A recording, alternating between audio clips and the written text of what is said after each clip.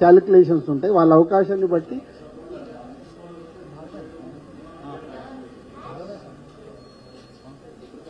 నైజాం ఒకటే కాదమ్మా, ఆంధ్రప్రదేశ్ కూడా ఉంది. యాప్ నైజాం మీద పడతారు ఎందుకు? ఆంధ్రప్రదేశ్ లేదా? ఆంధ్రప్రదేశ్ లో కూడా దొరకాలి కదా అన్ని థియేటర్లు. ఇప్పుడు ఒక సెంటర్ లో ఆంధ్రప్రదేశ్ లో 3 థియేటర్లు ఉంటాయి.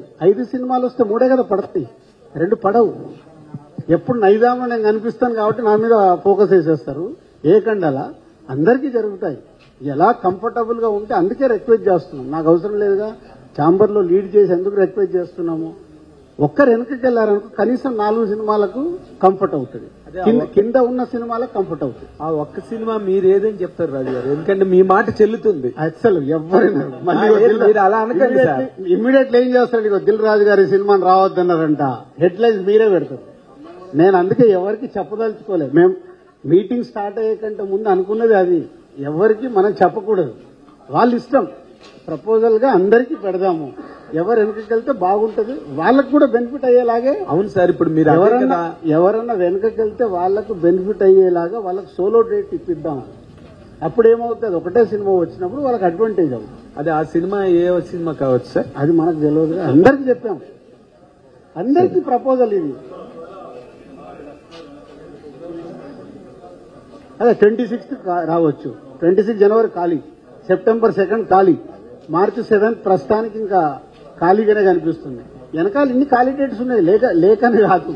సరే, మన ప్రియారిటీ నేను మీ అందరికి ఓపికగా సమాధానం ఇస్తాను.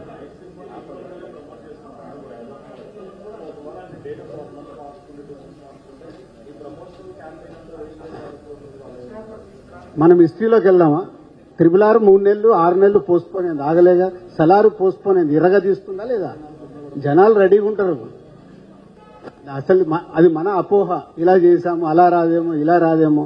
సినిమా మనం ఇచ్చే కాంటెంట్ లో విషయం ఉందనుకో, టీజర్ లో ట్రైలర్ లో వాళ్ళు రెడీగా ఉంటారు. సోలోగా ఉన్నప్పుడు ఏం చేస్తారు? అడ్వాంటేజ్ కదా, ఆప్షన్ ఉండదు వాళ్ళకి. సార్, అంటే గుంటూరు కారం లాంటి బిగ్ బడ్జెట్ మూవీకి సోలో రిలీజ్ అయితేనే మేబీ డిస్ట్రిబ్యూటర్లకు వర్కౌట్ అయ్యే అవకాశం ఉంటుంది అంటున్నారు, ఎంతవరకు కరెక్ట్? సంక్రాంతికి ఎప్పటికీ చరిత్ర అది. 3 నుంచి 4 సినిమాలు రావాల్సిందే. ఇప్పుడు 5 ఉన్నాయి కాబట్టి రిక్వెస్ట్ చేస్తున్నాం. డబ్బింగ్ సినిమాలు ప్రియారిటీ. ముందు మనదానికే దిక్కులేదంటే ఇప్పుడు డబ్బింగ్ వరకు ఎవరు ఆలోచిస్తారు? ఫైటింగ్ అని ఏం చేస్తాం? ఇప్పుడు తెలుగులోనే ఇన్ని సినిమాలు వస్తున్నప్పుడు ఏం చేయలేం కదా. తెలుగు సినిమాలకు ముందు థియేటర్ తర్వాత ఏమైనా ఉంటే వేసుకుంటారు.